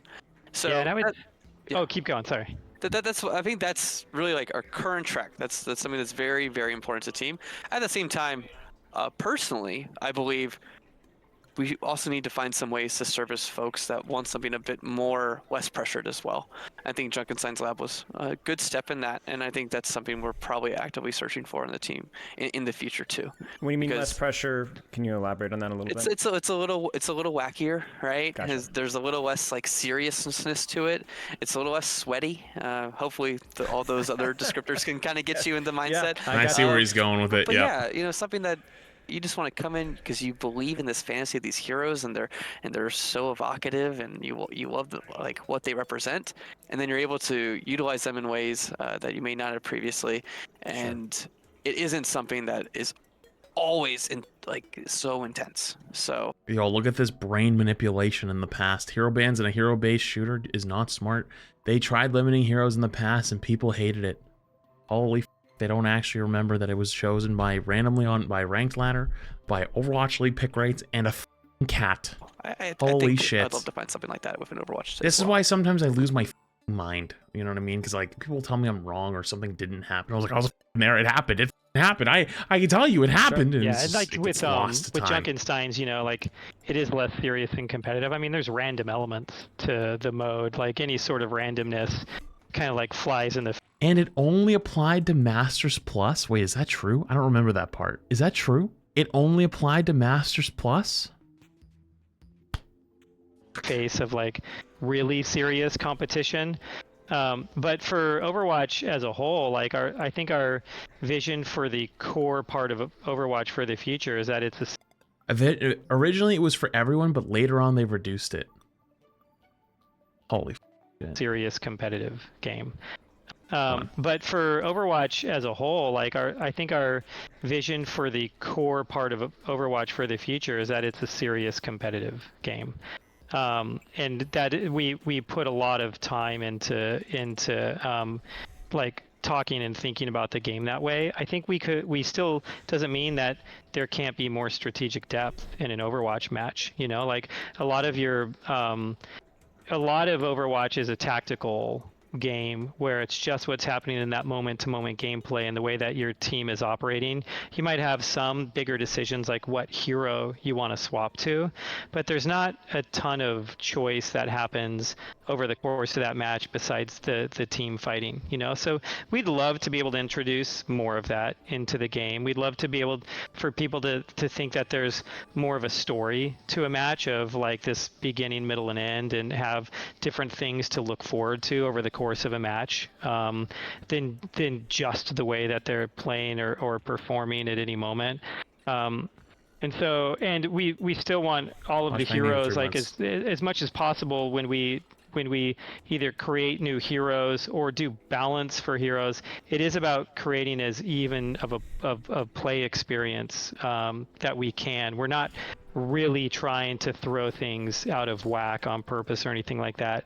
But that being said, that's for the main core version of Overwatch. That doesn't mean that in the future there couldn't be something else in the game that players viewed in a different way. You know, like I think that it'd be great to be open to that possibility as a development team, to where we could try to create something that is about fun. And a lot of our events really are just about fun, like Junkenstein's Lab or April Fools or things like that. But I think the team would love to be able to find the version of that could potentially be on permanently, you know, that could like serve that whole section of players that do feel like they're craving that, either as like part of their Overwatch experience or their entire Overwatch experience. Right. It just feels like there's like Alec was saying, there's so much expression. Feels very visceral. Like all these cards just amplify what the character does, and it can feel quite silly. But you know, again, it's fun. Mm-hmm. It just is really fun. Yeah. Until they get tri-shot explosive on Kiriko, and then it's you know, agreed. Yeah, but it's crazy. It's a lot of fun, and I think like you brought up a good point there, where it's like sometimes we're treating new things and strategical integrity as being contrasting goals. But Alec, you said adding more strategy layers. So there's a lot of ways to approach it. Well, is there anything else that you guys? No, go ahead, please. I was just to add on to that, like, because I don't think that just adding new heroes and maps and modes is the way you get to accomplish that. You know, like a new hero will do that for, I don't know, a few days to a month or two, depending on what type of player it's for. But it quickly fades out, and it's still exciting. You still might be able to find your new main or your new favorite when we release a hero. So there's something super exciting there, but it doesn't fundamentally change what Overwatch is and the way that you think about any particular match. And I think we need a little bit more of that going into the game. Sure. Okay, let me simplify this. The game's stale to people that have been playing for a long time. There's only so many things you can do loading up and playing the same Overwatch game for 8 years. Whether you like the current format or not, there's a real possibility that even just changing it for a year would be a big shakeup. There could be a real possibility that it's like, you know, Overwatch was, I could see this as like a really, really good possibility, as a good, like, a good thing to even do. So you know what? The game is a little stale. People are enjoying it, but like you can tell very quickly after the new stuff is where they could probably have all the data, right? When a new season drops, the game is growing, it's healthy, right? People come in, they play all the new stuff, and they get bored kind of quickly and they just leave, right? And they peace out. They want to keep them for longer. People keep playing for longer if they're enjoying it. But like once you play all the new stuff and you're bored, you're just kind of like leave, right? There's a real possibility that all of this stuff works out and people enjoy it. What if they just flipped the switch for a year and said, we're going to play the game as 6v6 for the next year? Or even not even a year, maybe just for a season. Just for the whole season. Just do it. Just try it for a season. Everybody plays, the main mode becomes 6v6. Quick play, ranked, everything. Becomes it for a season. And if they have a massive drop off and people don't play it, well, then they go, okay, well, people didn't enjoy it and they go back, you know? But here's the thing though, more than anything, whether you like it or not, it would keep things interesting, it would keep things fresh, because the current cadence of, oh yes, every season relieves map, the next season hero, the next season map, the next season hero, based on like the season's battle passes and skins and stuff like that, like it just gets kind of old. You know, it's once every 4 months you get a new hero, if that at best. And it's like maybe not for your role, because like, you know, let's say they go DPS support tank. You're probably getting one of your actual main role per year. And then what happens if it's a Mauga? I don't know many tank players that were really excited for Mauga. It just kind of was ass. It was not fun. Not great. Actually, it's anything, it's a negative. So we haven't had a fun new tank since Ramatra, I'd argue, or even Queen. So, yeah, it gets kind of boring. Juno is great. Yeah, I'm not talking about Juno. I'm saying like, what if you're the hero that you get for your 1 year release kind of blows, right? something new to keep people engaged and to get them to play the game isn't necessarily a bad thing. And when I look back at like the history of Overwatch, I think we've played it just a little bit on the safe side with systems and changes like that. Right. I enjoyed Malgalol, same. All right, I'm gonna pose you a question. I'm not trying to pick a fight. I'm just gonna pose you a question. Do you think people enjoyed Release Brig? I can tell you. The answer is yes. There was actually many Brig one-tricks that appeared. One of them was actually very famous. Their name was Neek. They were a 2200 gold player who in 1 week, maybe 2 weeks, 1 week or 2 weeks, climbed from 2200 gold to 4400 top 500 playing Brig only. I had them on my team. There's an old, very famous XQC clip of bumping into them. Basically, their excuse was, oh, I just never really tried at Overwatch before. I didn't really care about the game, but this character came out and I really enjoyed it, so it made me want to try hard. That clip went viral. And so if you know anything about the Overwatch community, they're cynical little bastards. And they said, I want to test that theory. And so people, anytime they got into Neek's games, would snipe their Brig and take it from them. Said, you got this, King. Play something else. And they were horrendous. Horrendous at the game. Because they were gold in top 500 lobbies. And they started to fall kind of quickly. But every time they got Brig, they would win a lot of games. They climbed and they played because the hero was broken. And it would basically play the game for you. They had a blast. There was a lot of Brig one tricks at the time, playing Brig only. And they had a blast. And they genuinely believed that the pros were ruining their experience. Because pros were screaming that this character is so busted. And by the way, I'm not sure if anybody knows this, but the title of most broken character in the history of any video game that's released in the modern day shooter or modern day FPS era is still Brig, by the way. Nobody argues that. Anyone who plays any modern FPS or large FPS game still always says Brig is the number one. Apex had Seer. If you didn't know about Seer, Seer basically was this character that he throws out his ult. It's a giant dome that gives, it tells you where everyone is within the dome, right? Like you can see their footsteps and tracks where they are. You have a heartbeat sensor that goes 75 meters. And then your E was like a channeling ability that would fire out and it would scan everybody in the area and do 10 damage. So you could sit in a building fighting other buildings. And if you know anything about Apex, right? You have to shoot at other people to build up your shield, right? You could sit in a building and just keep every 30 seconds or whatever, or 20 seconds, hitting the guys in the next building and farming shield off of them to level up your shield. And so what you could do in the pro meta was you just sit in a building, there's a guy building of people next to you, and you'd have a bunch of meds, and they'd have a bunch of meds, and you just keep cycling. You'd get red armor, give it to your teammate, take their armor, and then you just go poof, poof, poof, off of them constantly on Seer, and you'd get free damage, and you get free level up. It was the most broken thing of all time in Apex. And you know what they called Seer? They called Seer the Brig of Apex. Because that is how much it is respected to this day among every FPS gamer across every game. But I was there, and I can promise you, people complained and said that the pros were trying to ruin their fun by getting Brig nerfed multiple times. And there were so many waves of people that went on the forums and Twitter and whatever and said that all of these were ruining their experience because they just wanted to have fun and play Brig. And that them complaining, it was all them. It wasn't the character was broken. It's them. It's those people over there. Chat, has no one ever taught you guys that tribalism is dangerous? And people always come up with some shit on like, oh my god, streamers are ruining games. You see it sometimes like on like smaller niche communities on the internet. They say streamers ruin games, or they'll say tryhards ruin games, or they'll say pros ruin games. No, none of these people ruin the games. They just put more time in than you, and they're better than you. That's it. You're just not as good as them. That's literally how cults start. No shit. You know? So it's like totally fine. Like you can have fun with something. No one's telling you you're not allowed to have fun with something. That's not what I'm saying. That's not what anyone's saying. But there's a difference between fun and health of the game. And actually, I want to cite really quickly Call of Duty. It's still early in their cycle, so who knows?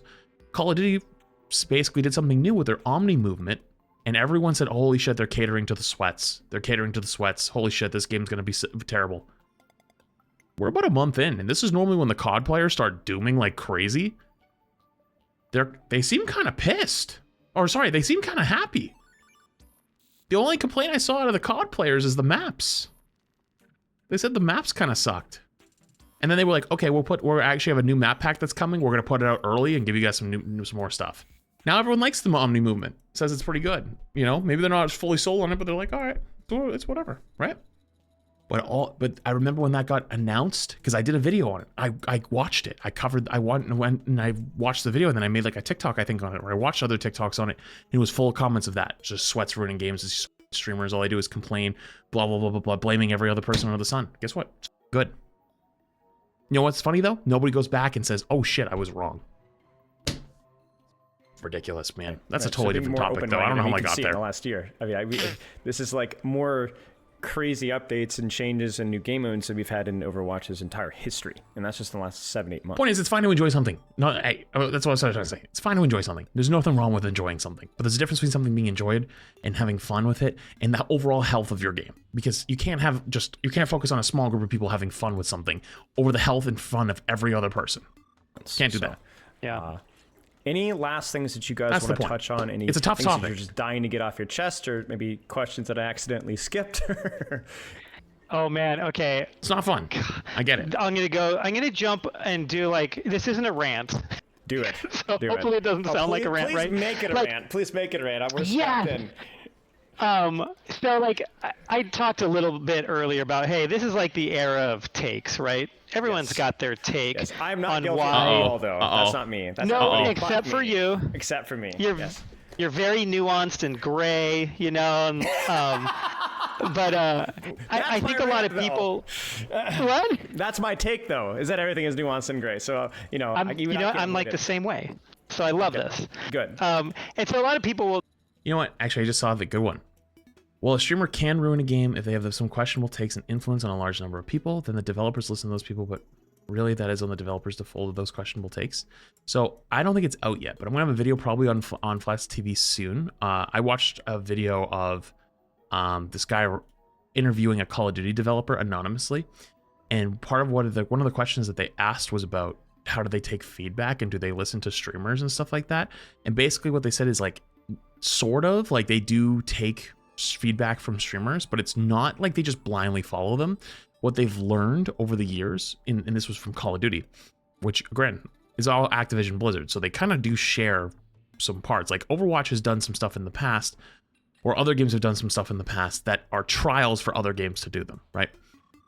One of the things that they shared was that streamers in a lot of ways, and content creators and people that play the game a lot, or even pros, are the alarm bell. They're the alarm bell because they bump into the problem first, right? And so they're basically the person who waves out like a little flag over at that issue, like, hey guys, come take a look over here. And then they will divert their attention to go take a look at what's being said. But if what they're saying is complete nonsense and the data doesn't back up what they're saying, they're not going to listen. But a lot of times, many times, the data does back up what they're saying. So I hear what you're saying, but that's not actually the case. And if that is the case, where some quote-unquote streamer is just trying to like retroactively destroy a game with a bunch of, like you said, questionable takes, the data will disagree with them many, many times over. Not just like once or twice or every once in a while. Like it should be every time. Like you can't just force a narrative. Like I can't start tomorrow, go on YouTube and start a narrative that like Elden Ring sucks and like really hard force it. Like it's not gonna really work, right? Like, well, they have their own brain. You know what I mean? Like you can have an influence on like an opinion, like kind of like tweak it or like, oh yeah, I could see that or whatever. But you can't just like hard flip people like that. You know what I mean? It's just not. That's not realistic. They'll take a look at the 6v6 versus 5v5 argument, and they always come down. Like a lot of people come down and like, here is why 6v6 is empirically better, or here's why 5v5 is obviously definitively correct. You know, right. It's like they've got their stone tablet there of which is right and which is wrong. And I think it's great for people to have that. I actually love that people have their own favorite and their own like really passionate opinions about what they want the game to be. But as a development team, we don't like we don't operate that way, you know, like, and there are times where we'll be like, hey, here's the way the game needs to be. This is what's right for it. But with something this big, I think it's probably more important for our players to know that it's like, we like understand that there are like very passionate people on each side of this, and what we are trying to do is we are trying to look at a way that we can to either show them why they like or dislike something and find a way to potentially keep that in the game for them. Like, this is us like trying to provide a fun experience, not for maybe as many players as possible, but for at least two different very divergent camps of players. Right. It gets to be so intense, right? It must be so difficult, you know, to have to feel like you've solved a problem, you put out one fire and you started another, and you've got people that are shouting you down, and so having to, you know, separate the good and constructive criticism from some of the, I'm sure some of the personal stuff is quite a challenge. The thing that like I try to get back to, and I think the team tries to get back to the most, is the reason why people are giving us that feedback or arguing with each other is because they're passionate. And so they're passionate about the game, and whether it's about a game that they're playing or even not playing anymore, it's still showing us that it's something that they care about deeply. It doesn't mean that there's times where I have to take a break from social media, because sometimes it can be tough to listen to. Man. But at its heart, it's a bunch of people that really care about Overwatch. Yep. I'm glad he went out and said that, because I've said that so many times too. I can tell. You can tell. It's not hard, but not everyone gets the privilege of having conversations with some of these people like I have. So that's why I try to be the middleman. But if you don't take my word for it, there's not much I can do. I'm not some cult leader. I'm not going to sit here and try to brainwash you. If you don't like my opinion or if you don't want to listen to it, that's okay. I don't really give two. You know, there's plenty of people who liked it and people that want to listen to it.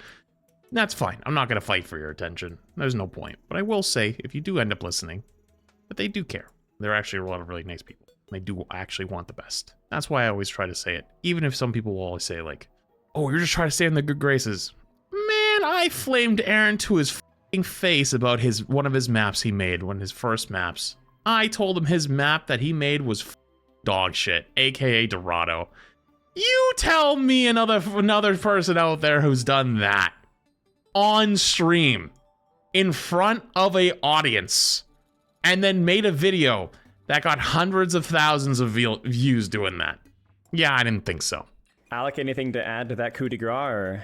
No rants. Excited to see everyone's Overwatch Classic like compilations and getting hooked. Yeah. Like around corners. Like, so I'm really excited to see that and the reactions. And next few weeks are gonna be fun. They're gonna be a little freaky. So yeah, I'm excited to see how it all goes. Get a little freaky? Sounds good.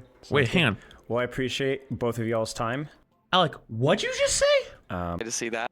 No rants. Excited to see everyone's Overwatch Classic like compilations and getting hooked. Yeah. Like around corners. Like, so I'm really excited to see that and the reactions. And next few weeks are gonna be fun. They're gonna be a little freaky. So yeah, I'm excited to see how it all goes. Sounds good. Well, I appreciate both of y'all's time. Obviously, I think we've entered a new era, if not already, of Overwatch 2 communication. Feels like devs are you guys are telling us everything. We're getting all sorts of insight. There's all sorts of transparency, and honestly, just hearing your personal side of things as well. So, freaky playtest probably somewhat soon. That's great, right? The professional side, we get that always, but just hearing your opinions and your perspectives of the game is very insightful. And so, big shout out to everybody else to chat. Be thankful, be grateful for the fact that you guys are taking the time to be this transparent with us. This is not standard for game developers. This is unique. And so thank you guys for doing this so much. Of course, yeah. Thanks for having us. And Thank you so much. Of course. All right, y'all. Spilo, enjoy the shill comments. You too. Enjoy the shill comments, Spilo, and how, you know, you're only all doing this to stay in their good graces. I'm glad someone else is taking up the torch, because I'm a little tired at this point. Good dev interview, though. I think Spilo did a great job. The 6v6 answer was not my favorite, or one of the answers, but I talked about it already. I'm not going to go back. One of them was definitely not my favorite, but everything else was pretty good, so gotta give him credit.